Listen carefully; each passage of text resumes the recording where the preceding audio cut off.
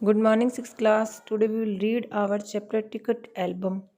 यह एक कहानी है जो कि श्री सुंदरा रामा स्वामी जी द्वारा लिखी गई है। इसके यानी कि लेखक जो है सुंदरा रामा स्वामी हैं। तो मैं आपको इस कहानी के बारे में बताने जा रही हूँ कि इस चैप्टर में आपके क्या है। ये कहानी जो है लेखक श्री सुंदरा रामा स्वामी द्वारा लिखी गई है। इसमें एक बालक की कहानी का वर्णन किया गया है जिससे वे अपनी गलती के कारण एक गलती करता है और लास्ट में अंत में ये क्या है फूट कर उस गलती के कारण वो रोता है। राजप्पा और नागार्जुन दो सहपाठी हैं, यानी कि साथ साथ पढ़ने वाले दो बच्चे हैं। राजप्पा के पास टिकटों का एक सुंदर एल्बम है। उस एल्बम के कारण सभी छात्र उसकी जो है प्रशंसा करते हैं। नागार्जुन के जो मामा जी है वो सिंगापुर में रहते हैं। उन्होंने नागराजन को जो है एक एल्बम भिजवाते हैं वो उनको। तब से वो सभी लड़के जो है पहली घंटी के बिना नागार्जुन को लेकर उसका जो है एल्बम जो है देखते रहते हैं। उसका एल्बम इतना सुंदर है कि जब स्कूल की पहली बेल लगती है, पहली घंटी लगती है, उससे पहले वो क्या करते हैं, सब बच्चे इकट्ठे होकर उसका एल्बम जो है देखते रहते हैं नागराजन का। एल्बम देखने के लिए लड़के कई टोलियों में नागराजन के घर पर भी आते हैं। वह सभी लड़कों को एल्बम दिखाता था, परंतु अपनी एल्बम को जो है किसी को हाथ जो है नहीं लगाने देता था।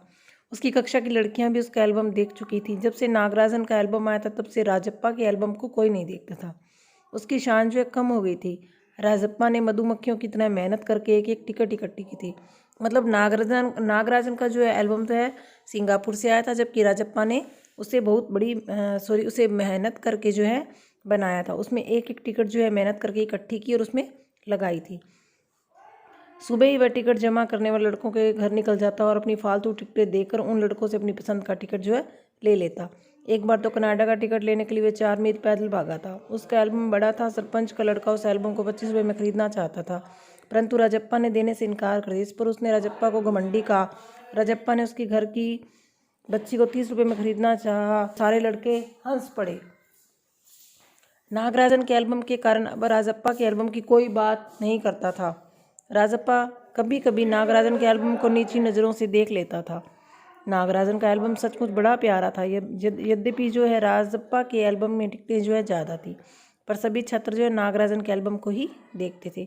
एल्बम देखने वाले लड़के तरह तरह की बातें भी करते, राजप्पा के एल्बम को बुरा बताते। इसलिए राजप्पा जो है मन ही मन कुढ़ने लगा।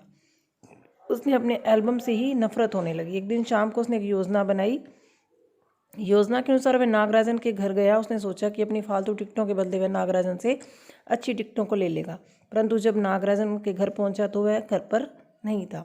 वो सीधा नागराजन के कमरे में जाता है और वहाँ पड़ी हुई मेज़ पर रखी चाबी से मेज़ की दराज खोलता है और उसकी एल्बम जो है चुरा लेता है।